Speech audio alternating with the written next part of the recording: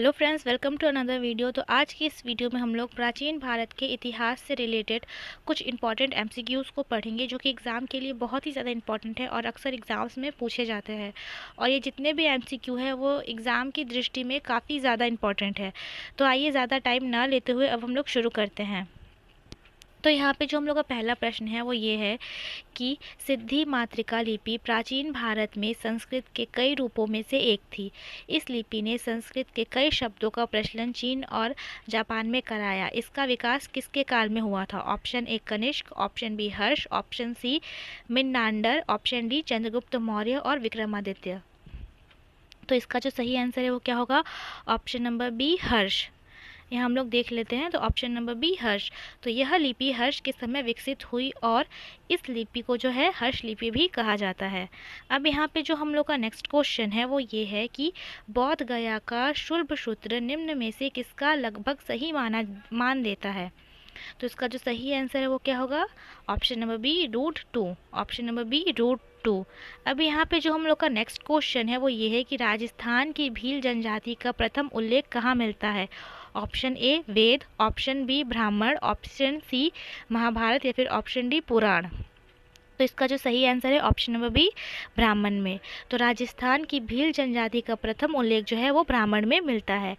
अब यहाँ पे जो हम लोग का नेक्स्ट क्वेश्चन है वो ये है कि शंकराचार्य ने किस दर्शन के ऊपर टीका लिखा? ऑप्शन ए योग, ऑप्शन बी उत्तर मीमांसा, ऑप्शन सी वैशेषिक या फिर ऑप्शन डी ज्योति। तो इसका जो सही आंसर है ऑप्शन नंबर बी उत्तर मीमांसा। तो शंकराचार्य ने उत्तर मीमांसा दर्शन के ऊपर टीका लिखी। अब यहाँ पे जो हम लोग का नेक्स्ट क्वेश्चन है वो ये है कि किस राजा ने पेशावर में बौद्ध मठ का निर्माण कराया? Option A Ashoka, option B Kanishka, option C Kala Ashoka या फिर ऑप्शन डी चंद्रगुप्त मौर्य। तो इसका जो सही आंसर है ऑप्शन नंबर बी कनिष्क। तो कनिष्क जो है वो महायान मत के अनुयायी थे और उसने जो है पेशावर अर्थात पुरुषपुर में, जिसे पुरुषपुर भी कहा जाता है, तो वहाँ पे एक मठ बनवाया था। अब यहाँ पे जो हम लोग का नेक्स्ट क्वेश्चन है वो ये है कि अशोक का 13वां शिलालेख, जो सबसे लंबा शिलालेख है, किसकी जानकारी देता है? ऑप्शन ए धम्म के नियम, ऑप्शन बी कलिंग युद्ध, ऑप्शन सी राजकीय नियम या फिर ऑप्शन डी शिलालेखों के उद्देश्य। तो इसका जो सही आंसर है वो क्या है? ऑप्शन नंबर बी कलिंग का युद्ध। तो अशोक का 13वां शिलालेख जो है वो कलिंग का युद्ध की जानकारी देता है। अब यहाँ पे जो हम लोग का नेक्स्ट क्वेश्चन है वो ये है, क्वेश्चन नंबर 7, कि आंध्र प्रदेश का कौन सा स्थान बुद्ध स्तूप के लिए प्रसिद्ध है? Option A Amaravati, option B Chittoor, option C Visakhapatnam या फिर ऑप्शन डी श्रीकाकुलम। तो इसका जो सही आंसर है option number A Amravati. Amravati को धरनी कोटा भी कहा जाता है। यह बुद्ध स्तूप के लिए काफ़ी ज़्यादा प्रसिद्ध है। अब यहाँ पे जो हम लोग का नेक्स्ट क्वेश्चन है वो ये है कि चरक किसके समकालीन थे? Option A Kanishka, option B Chandragupta Maurya, option C Ashoka या फिर ऑप्शन डी कला अशोक। तो इसका जो सही आंसर है ऑप्शन नंबर ए कनिष्क। तो चरक जो थे वो कनिष्क के समकालीन थे। चरक कनिष्क के दरबार के विद्वान थे। उन्होंने चरक संहिता नामक पुस्तक की भी रचना की है। अब यहाँ पे जो हम लोग का नेक्स्ट क्वेश्चन है, क्वेश्चन नंबर 9, वह ये है कि अशोक के द्विभाषी अभिलेखों में से कौन सी दो भाषाएं प्रयोग की जाती है? मतलब कौन सी जो दो भाषा है वो प्रयोग की गई है? तो ऑप्शन ए ब्राह्मी और अमायिक, ऑप्शन बी ब्राह्मिक अमायिक और ग्रीक, ऑप्शन सी ब्राह्मी और चित्रलेखा या फिर ऑप्शन डी इनमें से कोई नहीं। तो इसका जो सही आंसर है वो क्या होगा? ऑप्शन नंबर बी ब्राह्मी अमायिक और ग्रीक। तो अशोक के द्विभाषी अभिलेखों में ब्राह्मी अमायिक और ग्रीक ये दो भाषाएं जो है प्रयोग में की गई है। अशोक के प्राकृतिक जो शिलालेख है तो उनके शिलालेखों के लिए ब्राह्मी और खरोष्टी लिपि तथा अन्य भाषा के शिलालेखों के लिए ग्रीक और अमायिक लिपि का प्रयोग जो है वो किया जाता था। अब यहाँ पे जो हम लोग का नेक्स्ट क्वेश्चन है वो ये है कि जैन धर्म के प्रथम तीर्थंकर जो है वो कौन थे? तो option A Rishabhdev, option B Mahavira, option C Neminath या फिर ऑप्शन डी संभवनाथ। तो इसका जो सही आंसर है वो क्या है? Option number A Rishabhdev. तो ऋषभदेव जो थे वो जैन धर्म के पहले तीर्थंकर थे और वे अयोध्या के क्षत्रिय इक्ष्वाकुक वंश से थे और उनके जो माता पिता है तो उनका जो नाम है वो भगवत पुराण में मिलता है। अब यहाँ पे जो हम लोग का नेक्स्ट क्वेश्चन है वह ये है कि हर्षवर्धन, जिसे उत्तरापथपति भी कहा जाता है, उसे किस राजा ने हराया? ऑप्शन ए पुलिकेशन द्वितीय, ऑप्शन बी नरसिंहवर्मन प्रथम, ऑप्शन सी महेंद्र वर्मन प्रथम, या फिर ऑप्शन डी सिमुक। तो इसका जो सही आंसर है ऑप्शन नंबर ए पुलिकेशन द्वितीय। तो हर्षवर्धन जो थे, तो हर्षवर्धन को उत्तराधिपति, जबकि पुलिकेशन जो थे, पुलिकेशन द्वितीय को दक्षिणपति कहा जाता था। पुलिकेशन द्वितीय वातापी के चालुक्य वंश का राजा था। तो अब यहाँ पे जो हम लोग का नेक्स्ट क्वेश्चन है वो ये है कि चंद्रगुप्त द्वितीय के समय कौन सा यात्री भारत आया? क्वेश्चन नंबर 12, चंद्रगुप्त द्वितीय के समय कौन सा यात्री भारत आया? Option A Fahien, option B Hiuen Tsang, option B Ibn Battuta, या फिर ऑप्शन डी इनमें से कोई नहीं। तो इसका जो सही आंसर क्या होगा? Option number A Fahien. तो फाहियान जो है एक चीनी यात्री था जो चंद्रगुप्त विक्रमादित्य के समय जो है वो भारत आया था। अब यहाँ पे जो हम लोग का नेक्स्ट क्वेश्चन है, क्वेश्चन नंबर 13, कि कौन सा काल गुप्त काल के समान था? ऑप्शन ए विक्रम काल, ऑप्शन बी वल्लभी काल, ऑप्शन सी शक काल, या फिर ऑप्शन डी कुषाण काल। तो इसका जो सही आंसर है ऑप्शन नंबर बी वल्लभी काल। तो वल्लभी काल जो है गुप्त काल के समान था, अर्थात गुप्त काल के समकालीन था। अब यहाँ पे जो हम लोग का नेक्स्ट क्वेश्चन है, क्वेश्चन नंबर 14, कि महाभ्यास की रचना किसने की? तो इसका ऑप्शन है option A Panini, option B Patanjali, option C Kalidas, या फिर ऑप्शन डी चरक। तो इसका जो सही आंसर है ऑप्शन नंबर बी पतंजलि। तो महाभ्यास की रचना जो है पतंजलि ने की, जो पुष्यमित्र शुंग के गुरु और पुरोहित भी थे। अब यहाँ पे जो हम लोग का नेक्स्ट क्वेश्चन है, क्वेश्चन नंबर 15, उसमें ये पूछा गया है कि बिंदुसार के राज्य में सीरिया का राजदूत कौन था? ऑप्शन ए डायमाइकस, ऑप्शन बी डेमोट्रस, या फिर ऑप्शन सी मेगास्थनीज, या फिर ऑप्शन डी हैंसांगा। तो इसका जो सही है ऑप्शन नंबर ए डायमाइकस। तो सीरिया के राजा एंटियोकस प्रथम ने डायमाइकस नामक दूत को जो है बिंदुसार के दरबार में भेजा। अब यहाँ पे जो हम लोग का नेक्स्ट क्वेश्चन है वो ये है, क्वेश्चन नंबर 16, कि महावीर स्वामी किस कुल से संबंधित थे? Option A Jnatrika, option B Shakya, option C Kaushal, या फिर ऑप्शन डी हुड़। तो इसका जो आंसर है वो क्या है? सही आंसर ऑप्शन नंबर ए जंत्रिक। तो महावीर स्वामी जंत्रिक कुल से संबंधित थे, वे जाति से क्षत्रिय थे, और महावीर स्वामी का जन्म वैशाली के कुंड ग्राम में हुआ था। उनके माता पिता जो थे, उनके जो पिता थे उनका नाम सिद्धार्थ, और माँ का नाम जो है वो क्या था? त्रिशला था। उनके पिता छोटे से राज्य के राजा थे। अब यहाँ पे जो हम लोग का नेक्स्ट क्वेश्चन है वो ये है, क्वेश्चन नंबर 17, की महायान बौद्ध धर्म ग्रंथों में भविष्य बौद्ध किसे कहा गया था? Option A Krakuchanda, option B Amitabha, option C Maitreya, या फिर ऑप्शन डी कनक मुनि। तो इसका जो सही है आंसर क्या है? Option number C Maitreya. तो बौद्ध धर्म के महायान पंथ की पुस्तकों में भविष्य में शाक्य मुनि बौद्ध के उत्तराधिकारी मैत्रेय को बताया गया था। अब यहाँ पे जो हम लोग का नेक्स्ट क्वेश्चन है वो ये है कि अष्टांग संग्रह की रचना किसने की? Option A Banabhatta, option B Baghbhatta, या फिर ऑप्शन सी हर्ष, या फिर ऑप्शन डी पारिणी। तो इसका जो सही आंसर क्या है? Option number B Vagbhatta. तो अष्टांग संग्रह आयुर्वेद से संबंधित पुस्तक है, जिसकी रचना किसने की थी? तो इसकी रचना जो है वो वाघभट्ट ने की थी। अब यहाँ पे जो हम लोग का नेक्स्ट क्वेश्चन है वो ये है कि उत्तर वैदिक काल के लोग निम्नलिखित में से किस प्रकार के मिट्टी के बर्तनों से परिचित थे? नंबर 1 चित्रित ग्रे वेयर, नंबर 2 black and red ware, and नंबर 3 ब्लैक स्प्लिट वेयर, और नंबर 4 रेड वेयर। तो नीचे दिए गए कूट से सही विकल्प का जो है हम लोगों को चयन करना है। तो ऑप्शन ए केवल 1 और 2, ऑप्शन बी केवल 1 और 3, ऑप्शन सी केवल 2, 3 और 4, या फिर ऑप्शन नंबर डी 1, 2, 3 और 4। तो इसका जो करेक्ट आंसर है वो क्या है? ऑप्शन नंबर डी 1, 2, 3 और 4। तो जो प्राचीन काल के जो लोग थे वो चारों ही प्रकार के बर्तनों से जो है परिचित थे। अब यहाँ पे जो हम लोग का नेक्स्ट क्वेश्चन है वो ये है कि क्वेश्चन नंबर 20 की निम्नलिखित में से कौन सा उपनिषद गद्य में लिखा गया है? Option A Mandukya, option B Isha, option C Brihadaranyaka, या फिर ऑप्शन नंबर डी श्वेताश्वतार। जिसका जो सही आंसर है वो क्या होगा? Option number C Brihadaranyaka. अब यहाँ पे जो हम लोग का नेक्स्ट क्वेश्चन है वो ये है कि कर्नाटक में जैन धर्म के प्रसार का श्रेय किस शासक को जाता है?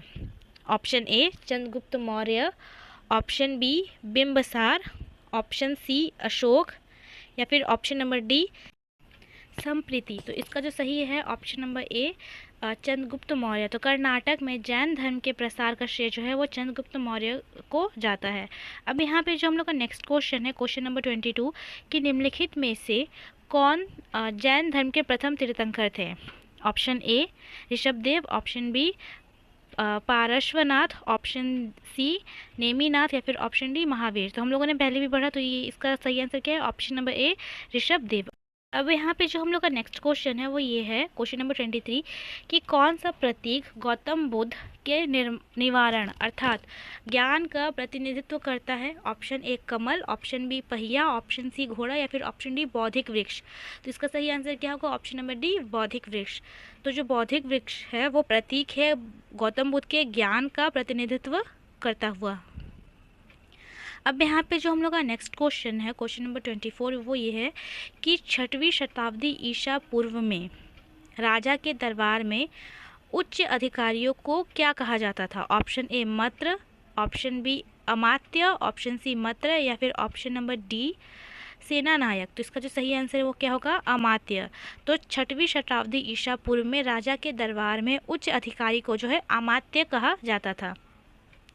अब यहाँ पे जो हम लोग का नेक्स्ट क्वेश्चन है क्वेश्चन नंबर 25 वो ये है कि निम्नलिखित में से किसे एक रात के नाम से जाना जाता है? Option A Mahapadmananda, option B Dhanananda, option C Kautilya, या फिर ऑप्शन नंबर डी इनमें से कोई नहीं। तो इसका जो सही आंसर है वो क्या होगा? Option number A Mahapadmananda. तो महापद्मानंद को जो है एक रात के नाम से भी जाना जाता है। अब यहाँ पे जो हम लोग का नेक्स्ट क्वेश्चन है वो ये है कि हाइडेस्पीच की लड़ाई सिकंदर और राजा पोरस के बीच 326 ईसा पूर्व में लड़ी गई थी और हाइडेस्पीच का अर्थ है कौन सी नदी? तो इसका जो आंसर वो क्या है? इसका जो ऑप्शन है हम लोग वो देख रहे थे पहले। तो option A Jhelum, option B Sindhu, option C Chenab, या फिर ऑप्शन डी रावी। तो इसका जो सही आंसर है वो क्या है? Option number A Jhelum. तो हाइडेस्पीच की लड़ाई का अर्थ क्या मतलब कौन सी नदी है? तो झेलम। अब यहाँ पे जो हम लोग का नेक्स्ट क्वेश्चन है वो ये है कि भारतीयों द्वारा पहने जाने वाले सूती कपड़े का रंग अन्यत्र पाए जाने वाले कपास की तुलना में अधिक सफ़ेद होता है। यह दृश्य डैश द्वारा रिकॉर्ड किया गया है। किसके द्वारा? Option A Sikandar, option B Megasthenes, option C Nearchus, या फिर ऑप्शन डी प्लिनी। तो इसका जो सही आंसर है ऑप्शन नंबर बी मैगस्थनीज। तो भारतीयों द्वारा पहने जाने वाले जो सूती कपड़े हैं उसका रंग अन्यत्र पाए जाने वाले कपड़े की तुलना में अधिक सफ़ेद होता है। यह दृश्य जो है मैगस्थनीज द्वारा रिकॉर्ड किया गया था।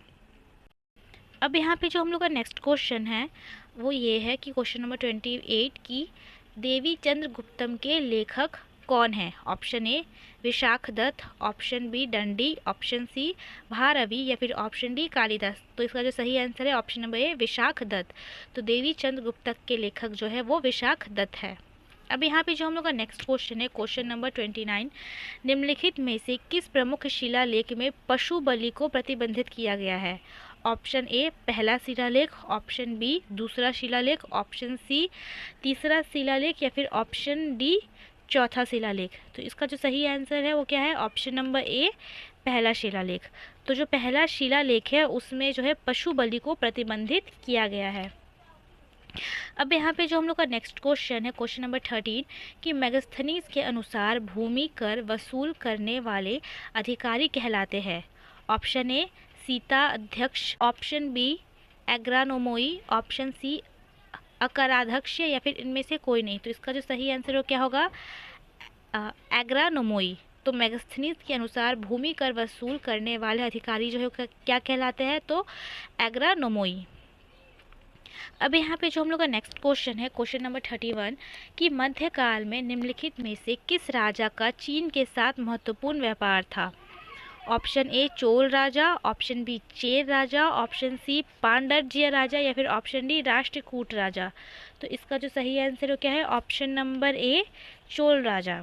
तो मध्यकाल में जो है चोल राजा का जो है चीन के साथ महत्वपूर्ण व्यापारिक जो है संबंध था।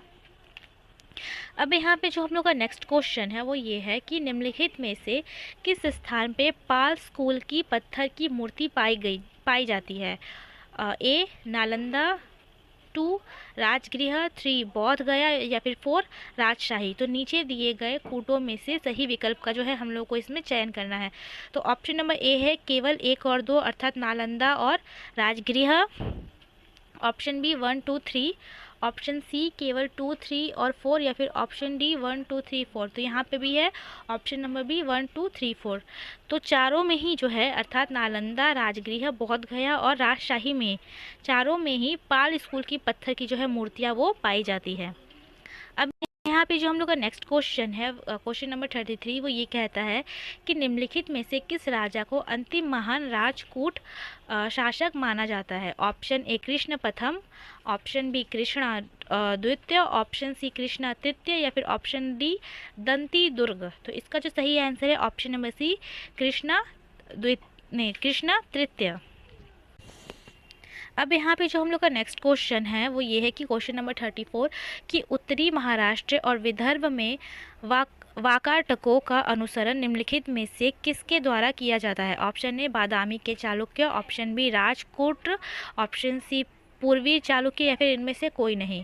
तो इसका जो सही आंसर है क्या है? ऑप्शन नंबर ए बादामी के चालुक्य। तो उत्तरी महाराष्ट्र और विदर्भ में वाकाटकों का जो अनुसरण है वो बादामी के चालुक्य के द्वारा किया जाता है।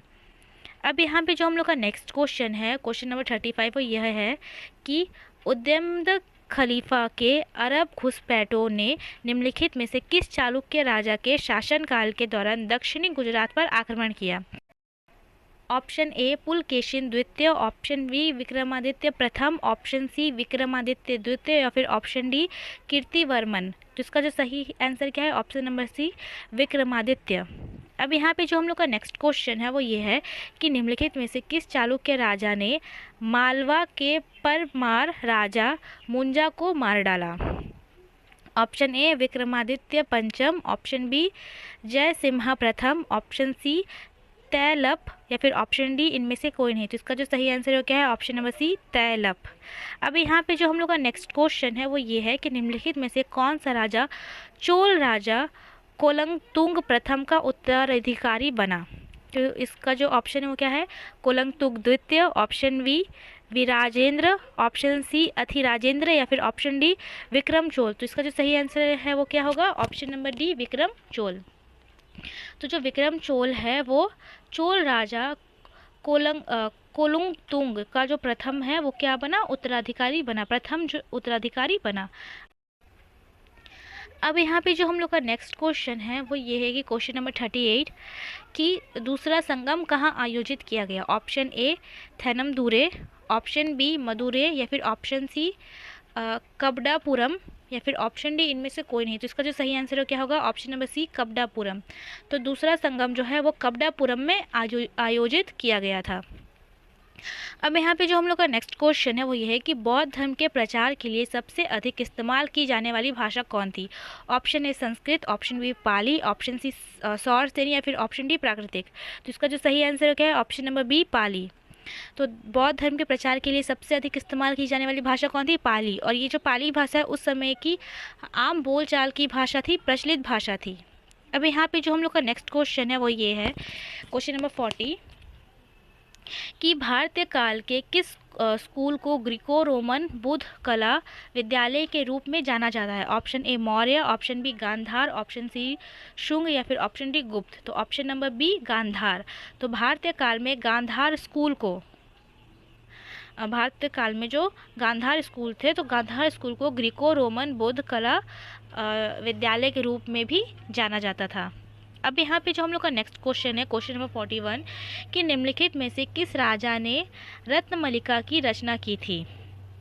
ऑप्शन ए गोविंद तृतीय, ऑप्शन बी दंती दुर्ग, ऑप्शन सी ध्रुव या फिर ऑप्शन नंबर डी अमोघ्य अमोघ वर्ष प्रथम। तो इसका जो सही आंसर है वो क्या होगा, अमोघ वर्ष प्रथम। तो अमोघ वर्ष प्रथम जो थे, अमोघ वर्ष प्रथम राजा जो थे, उन्होंने रत्न मलिका की रचना की। अब यहाँ पे जो हम लोग का नेक्स्ट क्वेश्चन है वो ये है कि निम्नलिखित में से किसने मंदिर निर्माण की दक्कन या वेसर शैली विकसित की। Option A Chalukya, option B Rashtrakuta, option C Pallava या फिर ऑप्शन नंबर डी पलास। तो इसका सही आंसर क्या होगा, ऑप्शन नंबर ए चालुक्य। तो जो चालुक्य थे, तो चालुक्य मंदिर निर्माण की दक्कन या वैसर शैली की विकसित थे। अब यहाँ पे जो हम लोग का नेक्स्ट क्वेश्चन है वो ये है कि क्वेश्चन नंबर 48 कि महेंद्र वर्मन प्रथम ने किस राजा को अपना उत्तराधिकारी बनाया। ऑप्शन ए महेंद्र वर्मन द्वितीय, option B Simha Vishnu, option C Narasimha Varman प्रथम या फिर option number D Narasimha Varman. तो इसका जो सही आंसर है वो क्या है, option number C Narasimha Varman प्रथम। तो महेंद्र वर्मन प्रथम ने नरसिंह वर्मन प्रथम को जो है जो है उन्होंने इस राजा को क्या किया था कि अपना प्रथम उत्तराधिकारी बनाया था। अब यहाँ पे जो हम लोग का नेक्स्ट क्वेश्चन है, क्वेश्चन नंबर 44 कि चोल साम्राज्य में गैर ब्रह्मादेय गांवों के स्थानीय निवासियों की आम सभा को कहा जाता था। तो पहला है ऊर, दूसरा है सभा, और ऑप्शन नंबर बी महासभा या फिर ऑप्शन नंबर डी इनमें से कोई नहीं। तो इसका सही आंसर क्या होगा, ऑप्शन नंबर ए ऊर। तो चोल साम्राज्य में गैर ब्रह्मादेय गांवों के स्थानीय निवासियों की को जो है आम सभा, जो भी निवासी है उनके जो आम सभा है उन्हें ऊर कहा जाता था। अब यहाँ पे जो हम लोग का नेक्स्ट क्वेश्चन है, क्वेश्चन नंबर 45, वो ये है कि कोलाथुनाडु, वल्लुवनाद और थेक्कुम्बकुर किस राज्य में स्थित है। Option A Gujarat, option B Karnataka, option C Kerala या फिर ऑप्शन नंबर डी बिहार। तो इसका जो सही आंसर क्या है, ऑप्शन नंबर सी केरल में। अब यहाँ पे जो हम लोग का नेक्स्ट क्वेश्चन है, क्वेश्चन नंबर 46, वो ये है कि सिंधु घाटी सभ्यता के लोथल किस लिए प्रसिद्ध थे। ऑप्शन ए मिट्टी के बर्तनों के लिए, ऑप्शन बी जहाज बनाने का स्थान, ऑप्शन सी रॉक कट वास्तुकला या फिर ऑप्शन नंबर डी कपास की खेती। तो इसका जो सही आंसर क्या होगा, ऑप्शन नंबर बी जहाज बनाने का स्थान। तो सिंधु घाटी सभ्यता के लोथल जो है जहाज बनाने के स्थान के लिए जो है प्रसिद्ध था। अब यहाँ पे जो हम लोग का नेक्स्ट क्वेश्चन है, क्वेश्चन नंबर 47, ये क्या है, क्वेश्चन नंबर 47, तो सिंधु घाटी सभ्यता के लोग अपने घर बनाने के लिए किस सामग्री का उपयोग करते थे। ऑप्शन ए पत्थरी, ऑप्शन बी पक्की ईंटें, ऑप्शन डी लकड़ी या फिर ऑप्शन डी ऊपर के सभी। तो इसका जो सही आंसर क्या है, पक्की ईंटें। तो जो सिंधु घाटी सभ्यता के लोग थे वो अपने घरों के निर्माण के लिए पक्की ईंटें की सामग्री का उपयोग करते। ये रहा हम लोग को क्वेश्चन नंबर 48। तो उपनिषद शब्द का अर्थ क्या है। ऑप्शन ए बुद्धिमता, ऑप्शन बी पास बैठना, ऑप्शन सी सस्वार पाठ या फिर ऑप्शन डी ज्ञान। तो ये जो क्या हुआ, तो ऑप्शन नंबर इसका कौन सा सही है, तो ऑप्शन बी पास बैठना। उपनिषद का सही अर्थ क्या है, ऑप्शन नंबर बी पास बैठना। अब यहाँ पे जो हम लोग का नेक्स्ट क्वेश्चन है, क्वेश्चन नंबर 49, कि हड़प्पा और मोहनजोदड़ो किस तरह के शहर थे। ऑप्शन ए किनारे के शहर, ऑप्शन बी धार्मिक शहर, ऑप्शन सी व्यापारी शहर या फिर ऑप्शन नंबर डी नियोजित शहर। तो इसका जो सही आंसर क्या होगा, ऑप्शन नंबर डी नियोजित शहर। अब यहाँ पे जो हम लोग का नेक्स्ट क्वेश्चन है और ये आज का हम लोग का लास्ट क्वेश्चन है, तो क्वेश्चन नंबर 15, कि अजंता और एलोरोला की गुफाएं इनमें से किस राज्य में स्थित है। Option A Orissa, option B Maharashtra, option C Kerala या फिर ऑप्शन नंबर डी जम्मू और कश्मीर। तो इसका जो सही आंसर क्या होगा, ऑप्शन नंबर बी रहा महाराष्ट्र। तो अजंता और एलोरा जो है उनकी गुफाएं महाराष्ट्र में स्थित है। फ्रेंड्स आज का हम लोग का क्लास यहीं खत्म होता है। सो आई होप आप लोग को ये वीडियो पसंद आई हो। अगर पसंद आई सो प्लीज़ लाइक एंड सब्सक्राइब करना और हाँ शेयर करना तो बिल्कुल भी मत भूलना। मिलते हैं अब नेक्स्ट वीडियो में। Thanks for watching.